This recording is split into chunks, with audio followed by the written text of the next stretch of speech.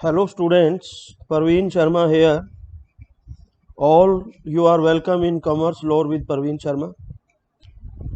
तो बेटा आज मैं आपको जर्नल का चैप्टर स्टार्ट करवाने जा रहा हूँ।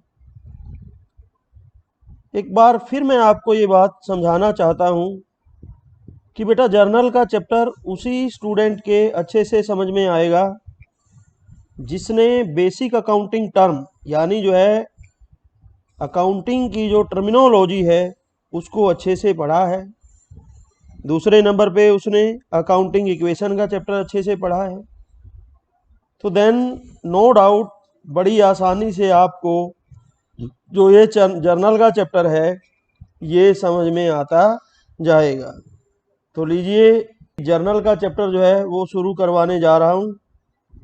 तो लीजिए सबसे पहले मैं आपको बताता हूँ कि जर्नल होता क्या है। देखो अकाउंटिंग के अंदर आपने जो फर्स्ट चैप्टर है उसके अंदर अकाउंटिंग साइकिल देखा होगा। ये अकाउंटिंग साइकिल है, अकाउंटिंग साइकिल। अकाउंटिंग साइकिल में बेटा सबसे पहले क्या है, सबसे पहले ट्रांजैक्शन होता है। सबसे पहले क्या होता है, ट्रांजैक्शन। अब ट्रांजैक्शन क्या होता है ये टर्मिनोलॉजी के अंदर आपको बताया था कि लेन देन, किसी से पैसा लिया, किसी को पैसा दिया, किसी को माल बेचा, किसी से माल खरीदा, किसी को उधार माल बेचा, किसी से उधार माल खरीदा, किसी सप्लायर की पेमेंट की, किसी डेटर से पेमेंट रिसीव की, कोई मशीन खरीदी, कोई फर्नीचर बेचा, किसी एम्प्लॉय को सैलरी दी, कहीं से रेंट रिसीव किया, कहीं कमीशन अलाउड किया, कहीं डिस्काउंट अलाउड किया, कहीं से डिस्काउंट रिसीव्ड किया। तो ये सब किसके एग्जाम्पल हैं स्टूडेंट्स, ट्रांजैक्शंस के एग्जाम्पल हैं।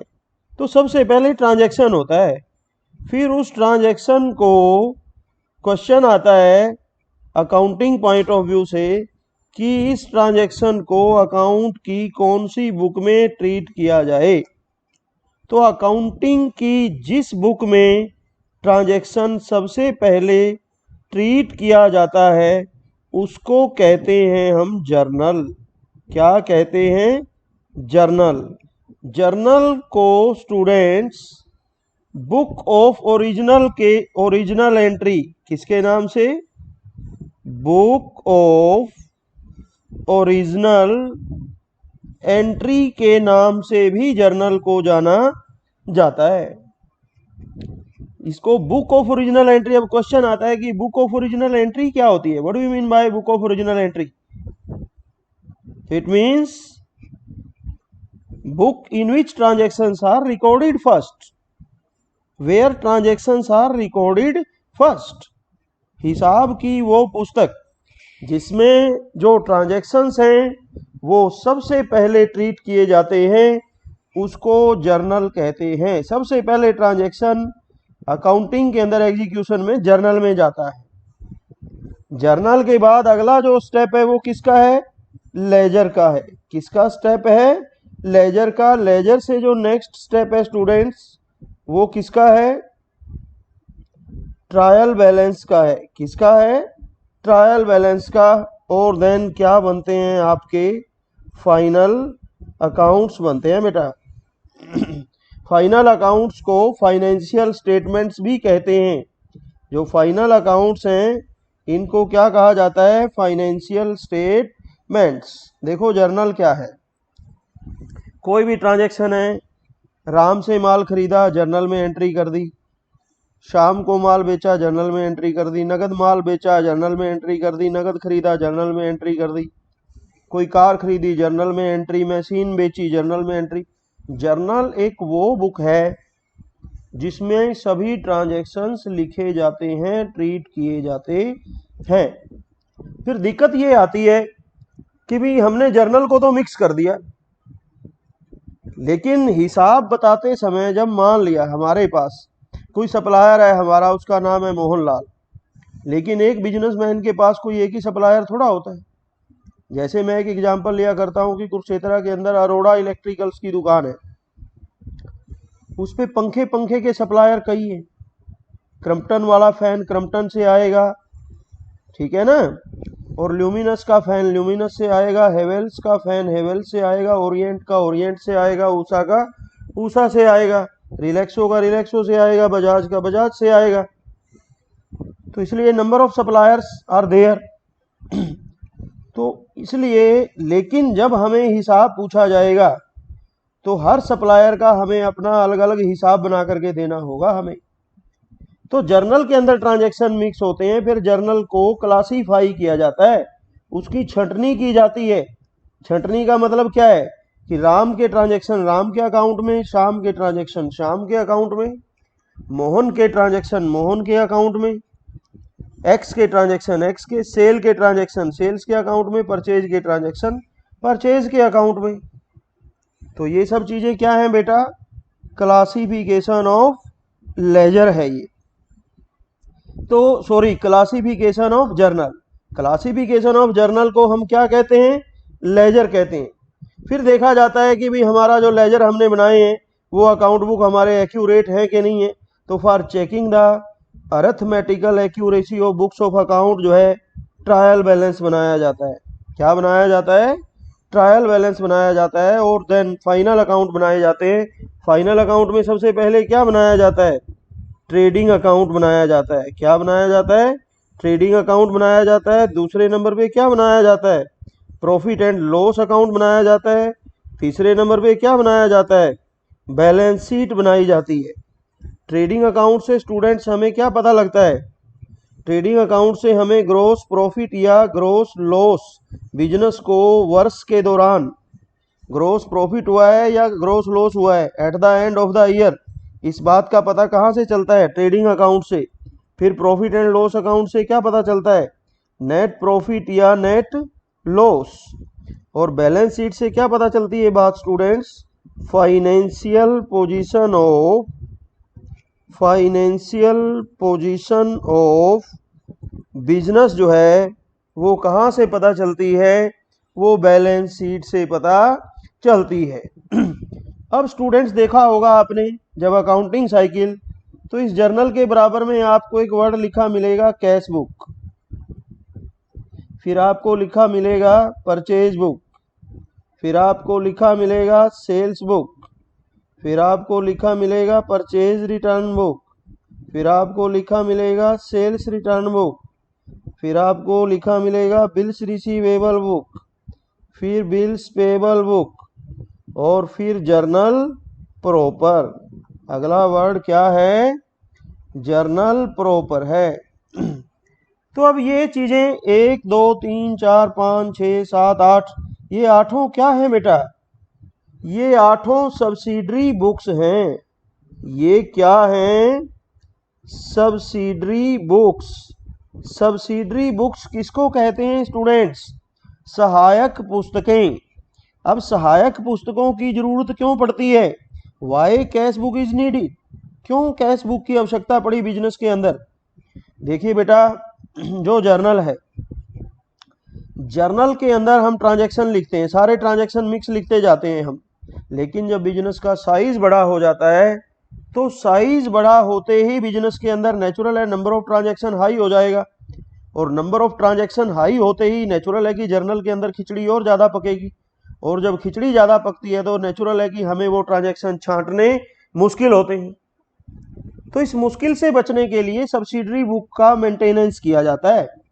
अकाउंट बुक में क्या करते हैं भाई, कुछ ट्रांजैक्शन देखो जो कैश से रिलेटेड ट्रांजैक्शन है, हमने उनको जर्नल की बजाय ट्रांजैक्शन को, कैश से रिलेटेड ट्रांजैक्शन को जर्नल की बजाय सीधे कहाँ भेज दिया, कैश बुक में।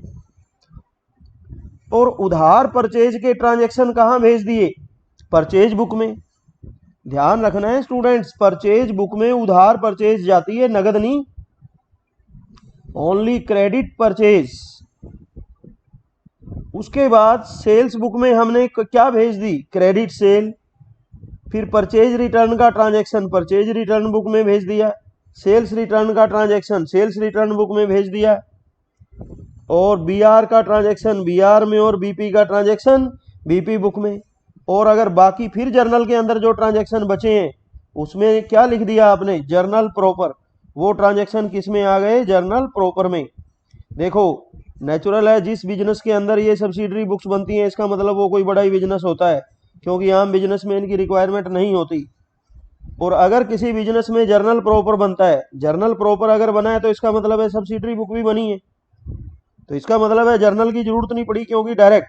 अब क्वेश्चन आता है कि जर्नल कहाँ गया भाई फिर, तो ये जर्नल ही तो है सारा, ये जर्नल की ही बहनें हैं सारी, जर्नल के पार्ट हैं सारे। जर्नल देखो, जब जर्नल ओवरलोड हो जाता है, कोई भी व्यक्ति, मैं एक एग्जांपल देके समझाया करता हूं कि अगर किसी व्यक्ति को भी मान लिया मेरे सिर के ऊपर बोझ रखा है और वो ज़्यादा होता जा रहा है, तो नेचुरल है मैं उसको बंटवाऊंगा।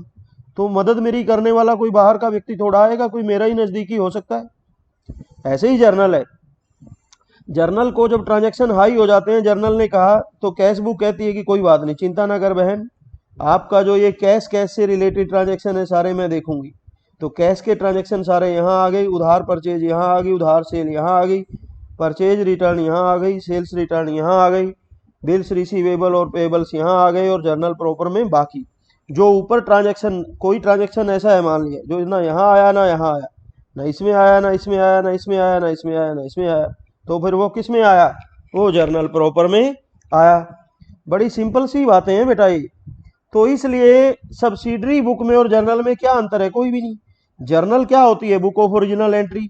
जर्नल को बुक ऑफ ओरिजिनल एंट्री क्यों कहते हैं, क्योंकि इसमें ट्रांजैक्शन सबसे पहले लिखे जाते हैं। तो सब्सिडरी बुक भी क्या होती हैं, they are also known as book of original entry, because इनमें भी जो ट्रांजैक्शंस हैं वो एट फर्स्ट ही लिखे जाते हैं। कई बार बच्चे सोचते हैं नहीं पहले ट्रांजैक्शन जर्नल में गया होगा फिर कैश बुक में गया होगा, नहीं। हाँ इतनी बात जरूर है, कोई भी बिजनेस है स्टार्ट में उसमें जर्नल ही बनना शुरू होता है, स्टार्ट में उसमें जर्नल ही बनना शुरू होता है, और जैसे उसका साइज बड़ा हो जाता है तो जर्नल से सब्सिडरी बुक आ जाती हैं। तो ये सोचो कि इनकी बड़ी बहन है जर्नल। तो स्टेप अगला नहीं है, जर्नल से अगला step cash book purchase book नहीं है, अगला स्टेप तो लेजर है, ये तो इसी के पार्ट हैं। तो इस स्टेज पे मैं आपको अकाउंटिंग साइकिल क्लियर करने के बाद अब थोड़ा सा जर्नल का इंट्रोडक्शन देना चाहूँगा स्टूडेंट्स, कि भी जर्नल के बारे में मैं थोड़ा सा आपको बताना चाहूँगा कि भी जर्नल कैसे तैयार हम करेंगे। तो ये देखिए, सबसे पहले आज हम डिस्कस करते हैं format of journal, format of journal, journal का फॉर्मेट। सबसे पहले स्टूडेंट्स ये ट्रांजैक्शंस का कॉलम बनेगा, उसके बाद ये पार्टिकुलर्स का कॉलम बनेगा। सबसे पहले यहाँ पर देखिए बेटा, ये कॉलम डेट का है, फिर ये कॉलम किसका है, पार्टिकुलर्स का है, फिर ये कॉलम बेटा लेजर फोलियो का है, फिर दो कॉलम जो है ये समान मार्जिन पे बनाने हैं, डेबिट अमाउंट का कॉलम है, और ये जो है क्रेडिट अमाउंट का कॉलम है। तो देखिए स्टूडेंट्स, आपने डेबिट और credit word T shape account में अच्छे से सुने। अगर किसी स्टूडेंट ने वो वर्ड नहीं सुने तो वो यूट्यूब पे T shape account, accounting equation का थर्ड लेक्चर मिलेगा मेरे ख्याल से, उसमें टी शेप अकाउंट के अंदर डेबिट और क्रेडिट का सारा जो रहस्य है वो बहुत अच्छे से समझाया हुआ है। तो you can easily see the things through YouTube lectures. उसके बाद बेटा देखिए, अब डेबिट जो वर्ड है वो कैपिटल डी और स्मॉल आर, उसके बाद क्रेडिट कैपिटल सी और स्मॉल आर। किसी भी आइटम को, किसी भी पार्टी को जब हम डेबिट करते हैं तो उसका नाम यहाँ लिखेंगे, लिखने के बाद मान लिया उसका नाम यहाँ खत्म हो गया, लेकिन डेबिट वर्ड जो है वो लाइन के पास जाकर के लिखेंगे, डी आर डेबिट, भाई हमने राम को डेबिट कर दिया। फिर क्रेडिट, जो पार्टी क्रेडिट होती है बच्चे क्या करते हैं, क्रेडिट वाली के आगे क्रेडिट लिखेंगे, नहीं, क्रेडिट वाली के बेटा डेबिट वाली के हमने पीछे डेबिट लिखा, क्रेडिट वाली के आगे टी ओ टू वर्ड लिखेंगे, टी कैपिटल ओ स्मॉल। मान लिया हमने मोहन को डेबिट किया तो ये मोहन डेबिट हुआ, कैश को हमने क्रेडिट किया तो ये कैश क्रेडिट हुआ। ये टी ओ टू वर्ड या तो एम के बिल्कुल नीचे होना चाहिए या थोड़ा सा आप राइट में चल सकते हो, राइट में थोड़ा इस साइड चल सकते हो, लेकिन लेफ्ट में नहीं चलना है। ये नहीं है कि TO2 आपने यहाँ से शुरू कर दिया, नहीं, तो प्रोफॉर्मे के नंबर आपके कटेंगे। इस हिसाब से अगर आप चीज़ों को करोगे तो नंबर कटते जाएंगे। तो अब इसके आगे क्रेडिट लिखने की जरूरत नहीं है, क्योंकि जिसके आगे TO2 वर्ड होता है इसका मतलब है वो क्रेडिट है। अब मान लिया ये 20,000 का ट्रांजैक्शन था, तो मोहन 20,000 से डेबिट हुआ, तो ये डेबिट वाले कॉलम में डेबिट के सामने अमाउंट लिखेंगे, क्रेडिट वाले कॉलम में क्रेडिट के सामने अमाउंट लिखेंगे। उसके बाद देखिए बेटा, इनके नीचे ये लाइन है दो, अंडर ब्रैकेट कोई भी, ये जर्नल एंट्री मैंने आपको बना के दिखाई है। अभी मैंने केवल मैं प्रोफॉर्मा समझा रहा हूं कि ऐसे जर्नल एंट्री को जर्नल में लिखना है। अब क्वेश्चन यहाँ ये आता है, नीचे इसके अंडर ब्रैकेट 1 या 2 लाइन लिखी होती हैं, 1, 2 या 2.5 लाइनें इस जर्नल के नीचे बेटा लिखी होती हैं। अब क्वेश्चन है भाई इन लाइंस का मतलब क्या है? ये जो 2-3 लाइनें लिखी होती हैं इनका मतलब क्या है? इनको बेटा अकाउंटिंग के अंदर नरेशन बोला जाता है। क्या बोला जाता है? नरेशन। अब नरेशन का मतलब क्या होता है बेटा? ब्रीफ एक्सप्लेनेशन ऑफ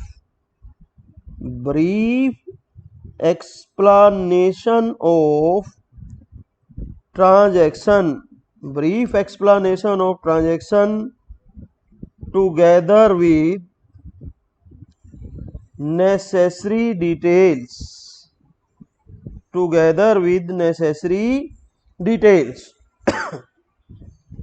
नरेशन बेटा क्या होती है?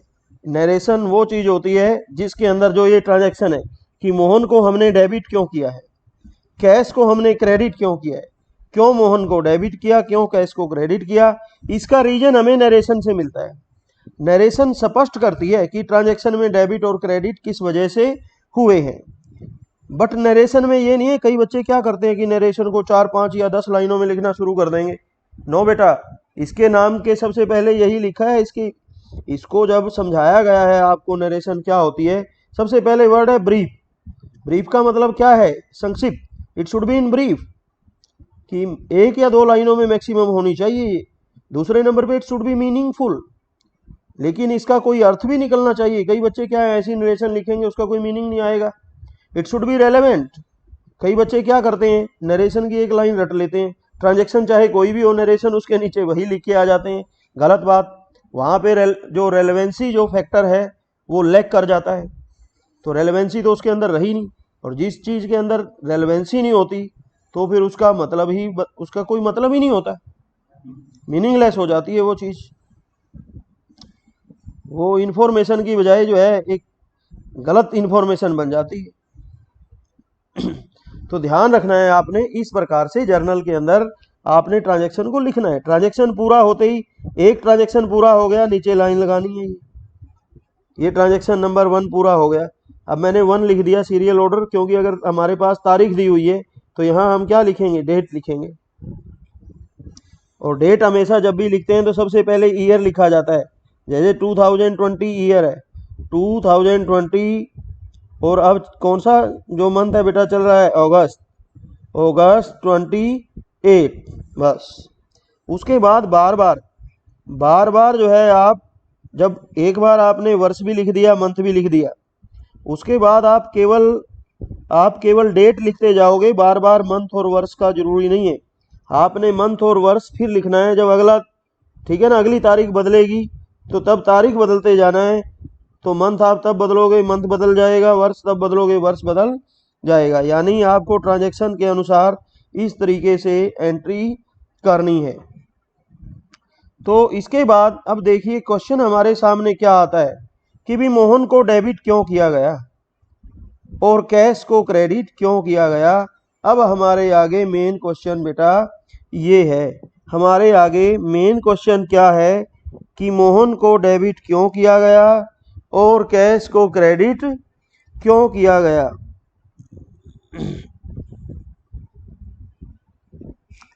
मोहन को डेबिट क्यों किया गया है यहाँ और कैश को क्रेडिट क्यों किया गया है। तो इसके लिए बेटा हमें क्लासिफिकेशन ऑफ अकाउंट के बारे में क्लासिफिकेशन ऑफ अकाउंट्स के बारे में जानना अति अनिवार्य है। जर्नल के चैप्टर से पहला ही चैप्टर है, उसमें क्लासिफिकेशन ऑफ अकाउंट। अब देखना आप, जर्नल के साथ आपका जर्नल से पहला 2 चैप्टर इकट्ठे चल रहे हैं, ये सोच के चलें आप। और 2 में से एक चैप्टर तो अभी क्लियर हो जाएगा जो जर्नल से पहले वाला है। चैप्टर का नाम क्या है? Classification of accounts. देखिए अकाउंटिंग के पॉइंट ऑफ व्यू से बेटा, जो अकाउंटिंग में अकाउंट्स का क्लासिफिकेशन किया गया है, तो मेन तौर पे इनको 2 भागों में बांटा गया है। एक होते हैं पर्सनल अकाउंट्स और दूसरे होते हैं इम्पर्सनल अकाउंट्स। अब जो इम्पर्सनल अकाउंट्स हैं बेटा, फर्दर इनको फिर कैटेगराइज किया गया है। पहले नंबर पे है रियल अकाउंट्स और दूसरे नंबर पे है nominal accounts. Real account and nominal accounts. तो देखिए बेटा ध्यान से, मेन जो है आपके पास नंबर 1 ये हो गया, और नंबर 2 ये हो गया, और नंबर 3 जो है वो ये हो गया। सबसे पहले आपको क्लासिफिकेशन में इन तीनों बातों के बारे में जानना चाहिए।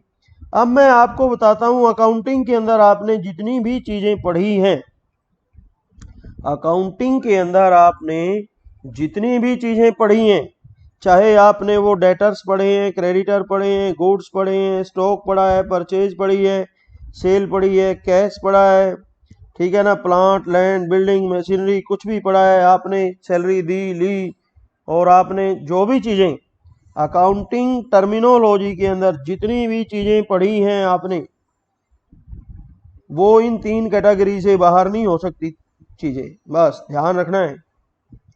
सबसे पहले आपको इन अकाउंट्स की पहचान करना ही बहुत जरूरी है। जो पर्सनल अकाउंट्स होते हैं बेटा, ये क्या होते हैं? ये होते हैं related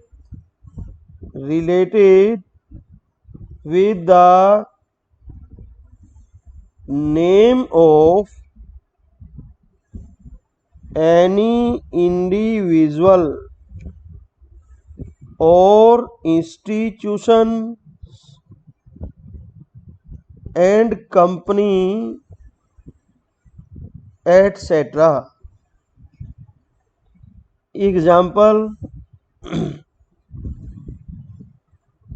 Ram's account, Mohan's account. उसके बाद इंस्टीट्यूशंस के अंदर बैंक अकाउंट, कंपनी के बाद टाटा मोटर्स अकाउंट। किसी व्यक्ति या संस्था या कंपनी के नाम से रिलेटेड जितने भी अकाउंट आएंगे वो सब पर्सनल अकाउंट की श्रेणी में काउंट किए जाएंगे। किसकी श्रेणी में काउंट किए जाएंगे? पर्सनल अकाउंट की श्रेणी में आते हैं। इंडिविजुअल कौन है? राम है, मोहन है, श्याम है, एक्स है, वाई है, जेड है। All they are the example of individuals, human beings. उसके बाद बैंक क्या है? एक संस्था है। उसके बाद टाटा मोटर्स अकाउंट क्या है? एक कंपनी है। तो व्यक्तिगत खाते का मतलब है या तो वो व्यक्ति होते हैं और या उनका व्यवहार व्यक्तियों जैसा होता है। व्यक्तियों जैसा कैसे? जैसे बैंक है, हम पंजाब नेशनल बैंक में गए तो नाम है उसका, उस संस्था का एक नाम है। हमें कोई पूछेगा कहाँ गए थे तो हम कहेंगे कि पंजाब नेशनल बैंक में गए थे। हमें कोई पूछेगा भी कहाँ गए थे, हम कहते हैं कि आईसीआईसीआई बैंक में गए थे भाई। कहाँ गए थे भाई? एक्सिस बैंक में गए थे भाई। हम नाम लेते हैं हम उनका। ऐसे ही कंपनी है, भी ये गाड़ी किसकी है? ये टाटा वालों की है। ये गाड़ी किसकी है? हुंडई वालों की है, वैक्सवैगन्स वालों की है गाड़ी में, ठीक है ना, मारुति सुजुकी वालों की है गाड़ी में। नाम चलते हैं इनके, जैसे व्यक्ति का नाम चलता है। तो इसलिए इनको किसकी श्रेणी में कंसीडर किया गया है? पर्सनल अकाउंट की श्रेणी में कंसीडर किया गया है। तो जो पर्सनल अकाउंट्स हैं बेटा, फर्दर इनको फिर कैटेगराइज किया गया है। पर्सनल जो अकाउंट हैं, एक होते हैं natural personal accounts. Natural personal accounts, और दूसरा होते हैं आर्टिफिशियल पर्सनल अकाउंट्स, और तीसरा होते हैं रिप्रेजेंटेटिव पर्सनल अकाउंट्स। देखिए बेटा, अब नेचुरल पर्सनल अकाउंट, नेचुरल का एग्जाम्पल कौन है? राम और मोहन। आर्टिफिशियल का एग्जाम्पल कौन है? टाटा मोटर्स और बैंक। अब आर्टिफिशियल कौन होते हैं? जो वास्तव में व्यक्ति तो नहीं होते, लेकिन उनका व्यवहार व्यक्ति की तरह होता है, उनका भी नाम चलता है, व्यक्ति का भी नाम चलता है, व्यक्ति अपने दस्तखत करता है, कंपनियां भी अपने दस्तखत की जगह स्टैंप लगाती हैं। तो देन कैटेगरी के अंदर वो आर्टिफिशियल पर्सनल अकाउंट के अंदर आ गई। अब आ गई बात बेटा रिप्रेजेंटेटिव अकाउंट की। रिप्रेजेंटेटिव अकाउंट्स वो होते हैं जो एक से ज्यादा चीजों को रिप्रेजेंट करते हैं। जैसे वर्ड डेटर्स है, डेटर्स, वर्ड क्या है? डेटर्स। वर्ड डेटर्स जो है, डेटर का मतलब क्या होता है बेटा? देनदार। डेटर जो वर्ड है, इसका मतलब क्या होता है? देनदार होता है। अब देनदार का मतलब बेटा डेटर्स, डेटर्स का मतलब है जिन लोगों ने बिजनेस के पैसे देने हैं। अब बिजनेस का पैसा किसी एक ही व्यक्ति ने तो देना नहीं होता, ऐसा तो है नहीं बिजनेस सारा दिन में किसी एक ही व्यक्ति के साथ उधार करते हैं। एक दिन में ही कई ऐसे बड़े बड़े बिजनेस हैं जो एक दिन में ही जिनका 100-200 लोगों से, हजारों लोगों से लेना देना होता है, और महीने में तो पता नहीं कितने लोगों से लेना देना हो जाता है। तो जो वर्ड डेटर है ना, रिप्रेजेंट नंबर ऑफ डेटर्स। उन सब के लिए मान लिया एक बिजनेस ने एक महीने में टोटल 50 लाख का उधार दिया,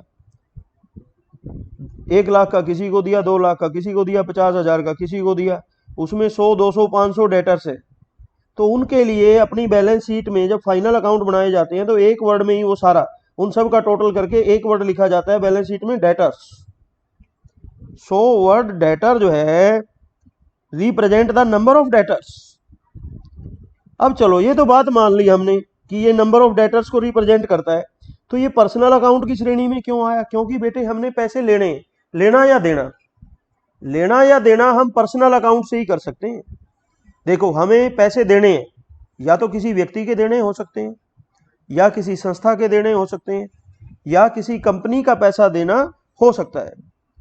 कभी ऐसा भी हो सकता है कि हमने किसी दीवार के पैसे देने हैं, कोई नॉन लिविंग थिंग है उसके हमें पैसे देने हैं, या उससे पैसे लेने हैं। नहीं, लेना और देना दोनों ही पर्सनल से चलता है।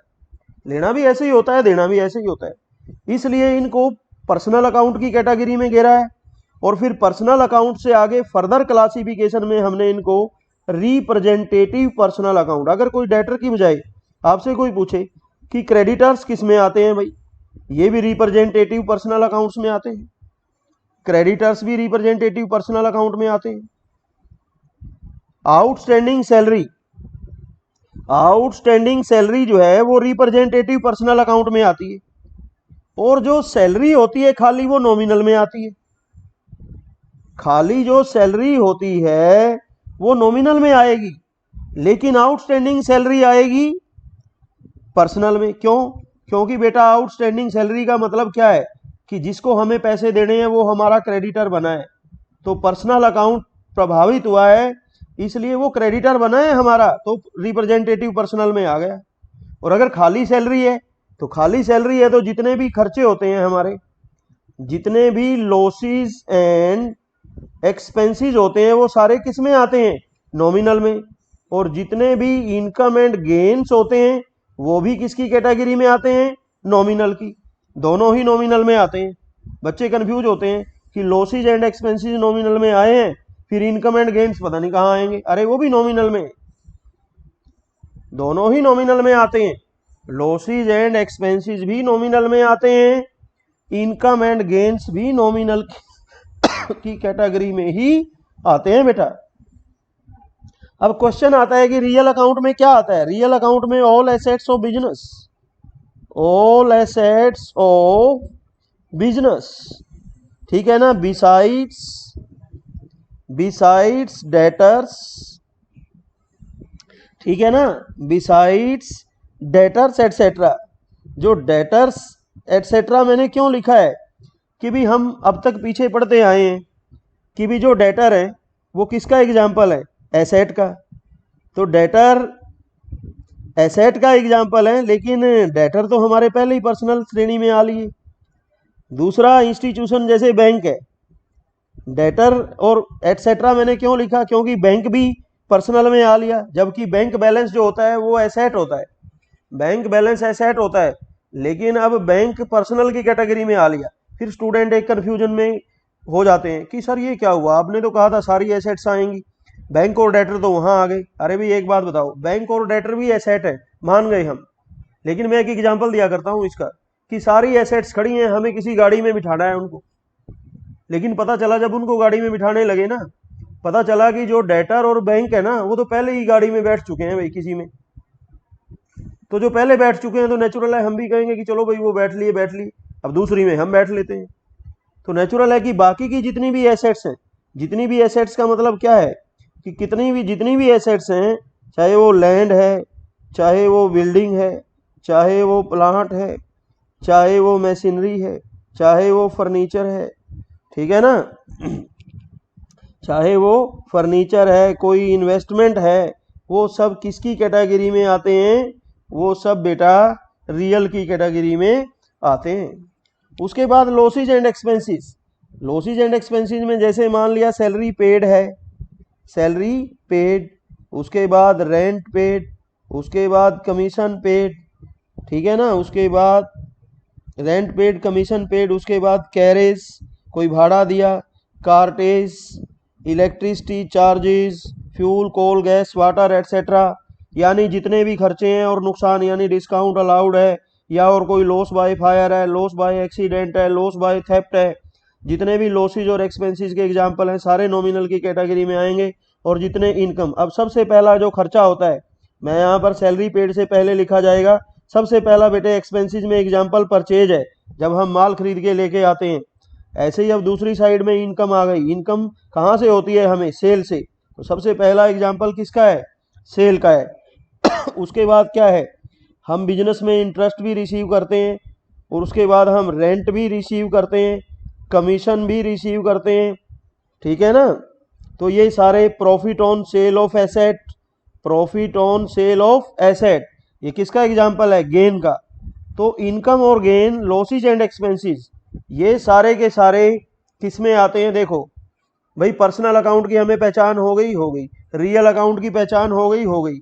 अगर कोई चीज ना पर्सनल में आ रही है ना रियल में आ रही है, इसका मतलब है वो नॉमिनल में है। लेकिन नॉमिनल में वो तभी आएगी या तो वो खर्चा होना चाहिए, या तो वो खर्चा होना चाहिए, खर्चे का मतलब एक्सपेंस वर्ड बोला है मैंने, ठीक है ना। अगर एक्सपेंडिचर होगा तो वो एसेट में आ जाएगा। तो ध्यान रखिए, losses and expenses, income and gains, वो सारे नॉमिनल की कैटेगरी में आ जाएंगे। तो कोई भी ट्रांजैक्शन है बेटा, उसके अंदर आपको ये पहचान रखनी बहुत जरूरी है। उसके बाद ये जो तीनों अकाउंट्स हैं, पहचान हो गई आपको चीजों की, पहचान होने के बाद फिर अगली जो बात चलेगी वो कहां से चलेगी, रूल से। पर्सनल अकाउंट का बेटा रूल क्या होता है, debit the receiver, credit the giver, debit the receiver, credit the giver. उसके बाद आता है बेटा रियल अकाउंट। रियल अकाउंट का रूल क्या होता है, debit what comes in, credit what goes out. ये किसका रूल है, रियल का। अब आ गई बात नॉमिनल की। नॉमिनल में क्या है, debit all the losses and expenses, credit all the income and gains. ये ध्यान रखना है भाई, लॉसेज और एक्सपेंसेस है ना, ये सारे क्या होंगे, डेबिट, और इनकम एंड गेन क्या होंगे, क्रेडिट। तो आज का लेक्चर जो है मेरा, ये क्लासिफिकेशन पे ही इसका हम एंड करते हैं। तो ध्यान रहे स्टूडेंट्स, नेक्स्ट लेक्चर से पहले आपको ये लेक्चर बड़े अच्छे से तैयार होना चाहिए। अगर आप इस लेक्चर को तैयार करोगे तभी आपको बस फटाफट एकदम। अब अगला हमारा काम कहाँ से स्टार्ट होगा, हम जर्नल का जो फॉर्मेट बनाया था, ट्रांजैक्शन से उनकी पहचान कर करके और उनको जर्नल में पुट करने का काम करेंगे। तो आज का लेक्चर हमारा यहीं एंड होता है। Thank you all.